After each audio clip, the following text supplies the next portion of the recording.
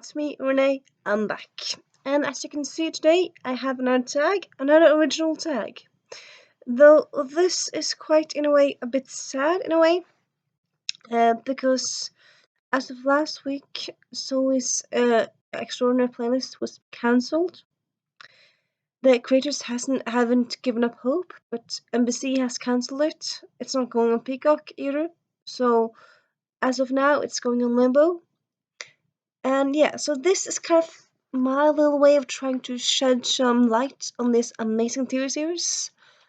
Hoping that making this thing that I tag with Zoe, of course, will spread the word on the series and that people will hear about it, and that's that's yeah, that this is a small way of making making some TV series, making some streaming channel or TV channel pick it up.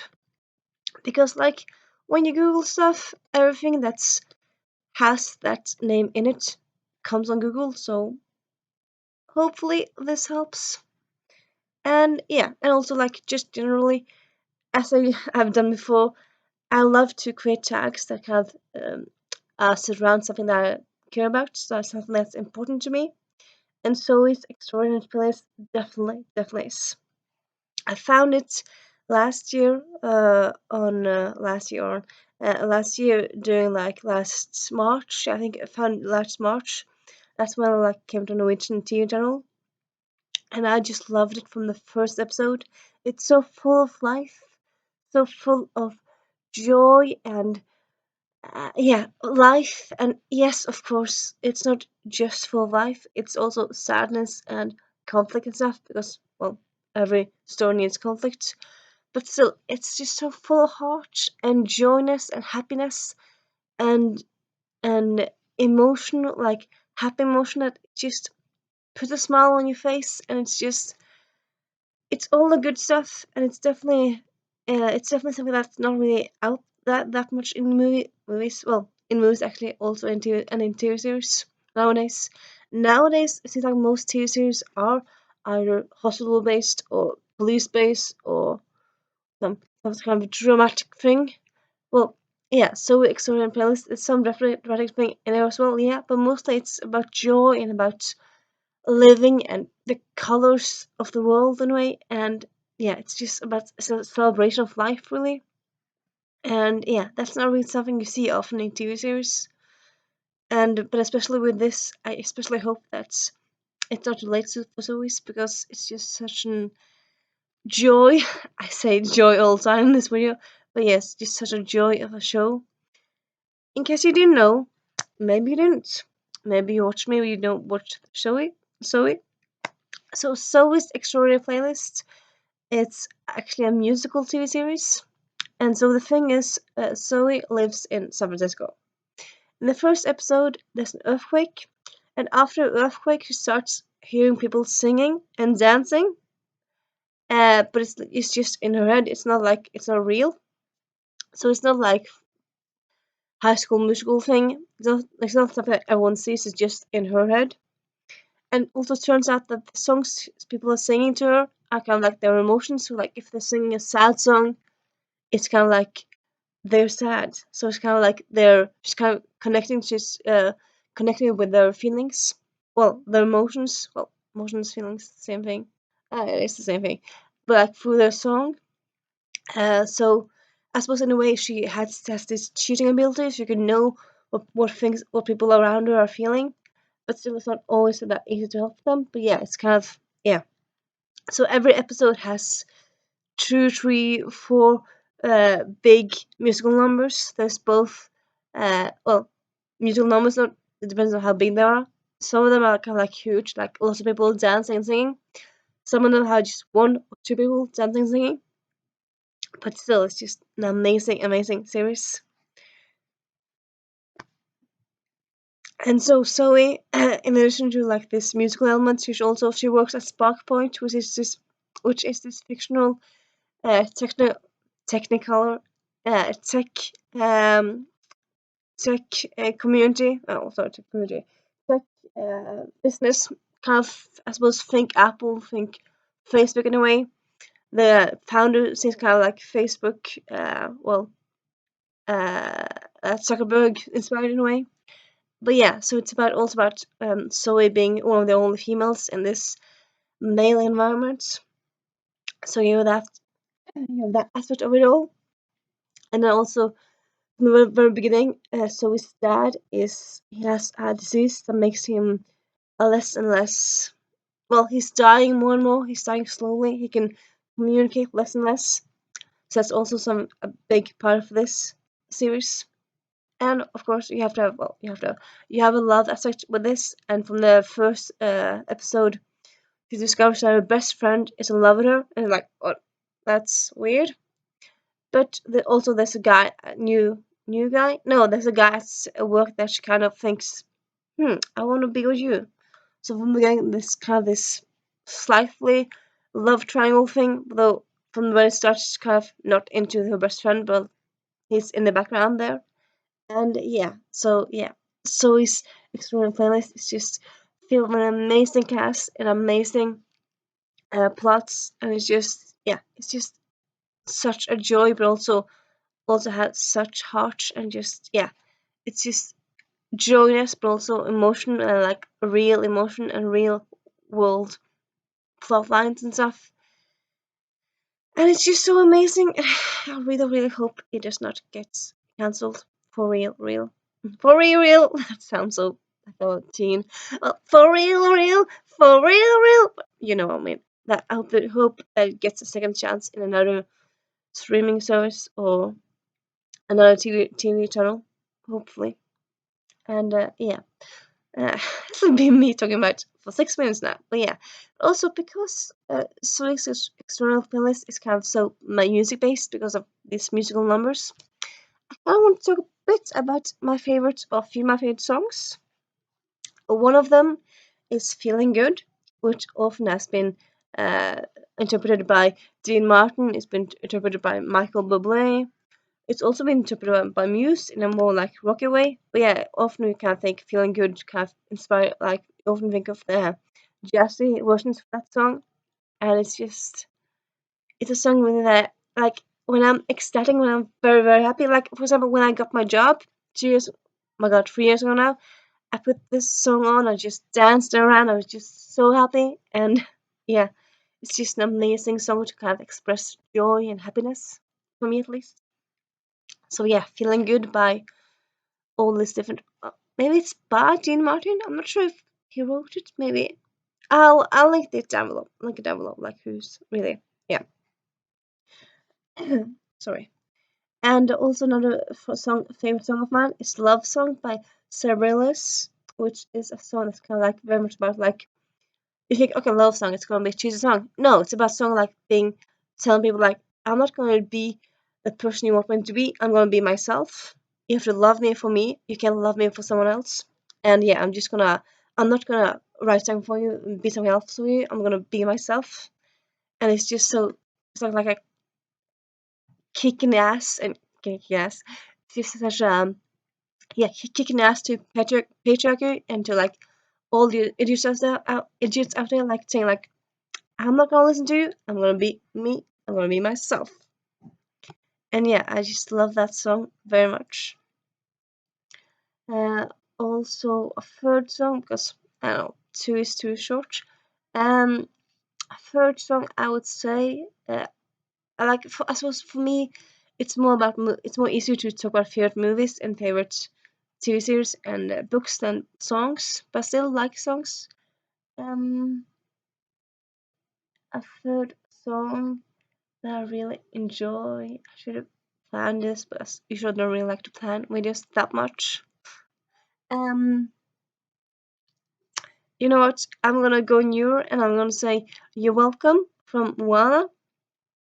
I suppose anyway. I love this songs are so amazing. But yeah, "You're Welcome." It's just such an upbeat, upbeat and great lyrics and great song and I really like how The Rock does it. Some people say like I didn't like it, but I felt it was just so good.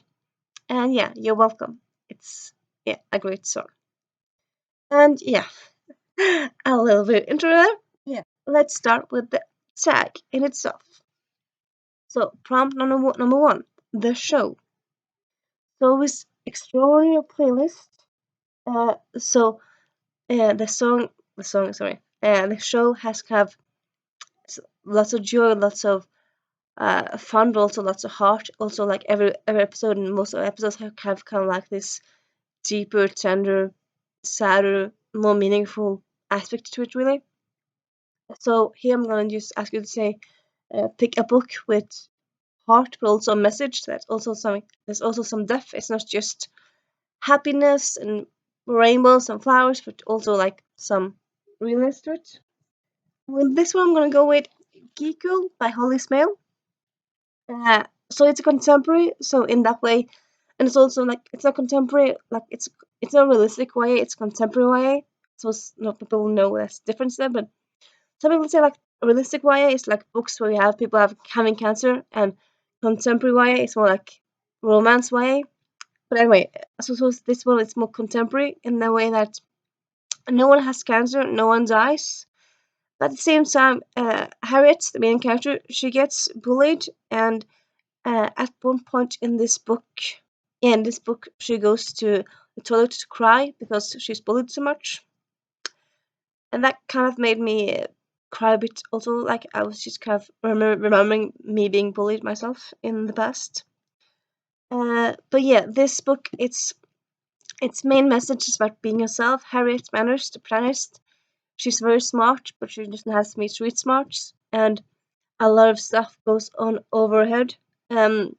So Annalisa Eli thought that Harriet could have been autistic, just not on paper. I'm thinking like not diagnosed. I'm thinking she also could maybe have NDL because I suppose they're both kind of similar, like in some aspects. And I suppose in my head canon, Harriet has NDL, uh, which the thing that I have non-verbal learning disorder, which also means I don't really always get subtle hints and sarcasm and like things that double meanings, stuff like that, which Harriet never really does. But yeah, and so like in this book, she becomes a model, and then this whole new world, and a lot of people in the modeling world are kind of bitchy to her and mean. But she still ends up being herself. Like she's not gonna be anyone else. She's gonna be herself. And yeah, so this book has lots of heart. Her parents, stepmom and her dad are so charming and endearing, and she actually has a stalker. Like you think like stalker, well, he's kind of more like a puppy than a stalker, really. But yeah, and also the people around her are like so full of heart and endearing, and yeah, this book I just highly recommend it. Also in the first in the series, so you know that.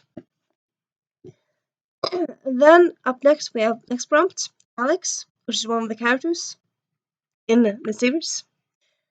Uh, sorry, a character that's louder than life. You know, like one of the expressions people have louder in life, like well, louder. Sorry, now it's me being silly. They're larger than life. Sorry, they're larger than life. Me being a bit silly here. But yeah, with this, I had to think a bit, but yeah, I kind of ended up being, I suppose, in a way, kind of obvious choice. But I'm gonna go with Lord Akladama from this series. From this universe. He's both in the Personal Protected series. He's also in the Custard Protocol series, and he's slightly in Finishing School, but not that much. But yeah, Lord Akladama, he's a vampire in the series, and he's just so uh, quite a character, quite eccentric, and yeah, he's just an amazing character. You definitely should. As he's a bi character, he's not a main character, but still check out this series for him, but also for many other reasons. And yeah, Lord Aklarama. Yeah, quite the character. I'm just gonna leave it there because I kind of have to move on in a few because I did a lot of the intro, like a long intro. But yeah, now next question is Max, the boy next door. So in Zoe's external play,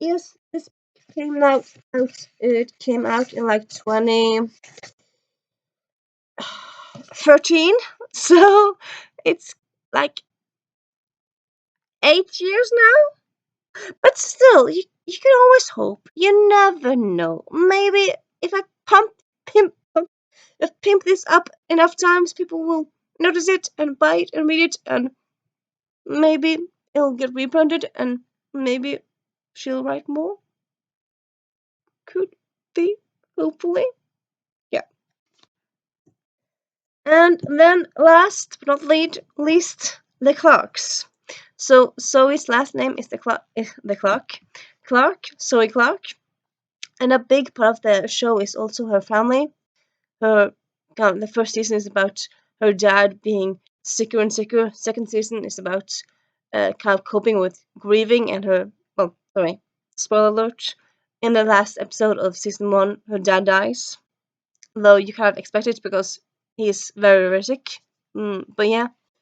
Um, and so Zoe and her family are very close. They all live in San Francisco. She has a brother. She has a mom, and um, her dad is getting older. Oh, older and sicker. But yeah, she probably has more family. Well, I'm thinking she has like cousins and stuff. Well, it's not impossible.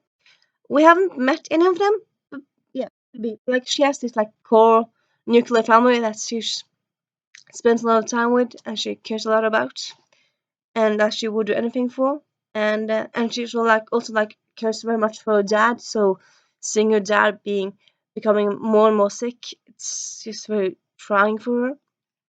And yeah, so with this prompt, I'm gonna go with a new recent read.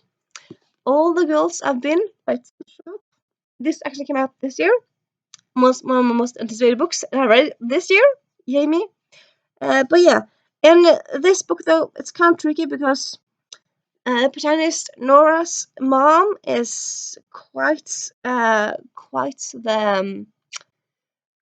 character in a bad way. She's not mom of the year at all. And Nora actually doesn't know who her dad is.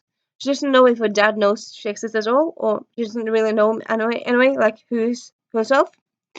But she does have a sister, half sister, but still his a sister, and her sister will do anything for her, Lee. And so yeah, and she does anything for her sister, and she also has some found family. She will do anything for. Well, she also does anything for them in this book. And yeah, definitely a great family relationship with those two and that aspects there really. Uh, this is a YA thriller. That's kind of something that you don't really see often. It's about Nora and how she goes into this bank, and like this book is all set the same day when the bank is robbed. So she kind of has to stop like how she's gonna survive this robbery thingy, and tension and excitement ensue. And yeah, so yeah, that's half an hour of that video. But yeah, it's me. It's me. So yeah, I'm not quite sure who on BookTube has seen Zoe's Extraordinary Playlist, or like if any of the people who watch me have seen it. But I suppose you don't. As with most tags, at least with most tags I do, you don't have to see the original thing to like do this tag. But like, so I suppose I tag anyone who wants to do it. So I'll just really tag anyone. If you watch this and this is your first video watching me, but you love Soul's Extraordinary Playlist, do this. If you watch other videos by me and you think like this tag seems like kind of fun thing to do it. And yeah, if you like to do it. I'm not gonna force you to do it, but yeah. So yeah, um, I probably will have another video up soon. I'm thinking. And next week, I'm not quite sure how. Well, I suppose I'll have video to up. I'm not sure quite what, but something will be up. And yeah, I'll see you later. Bye.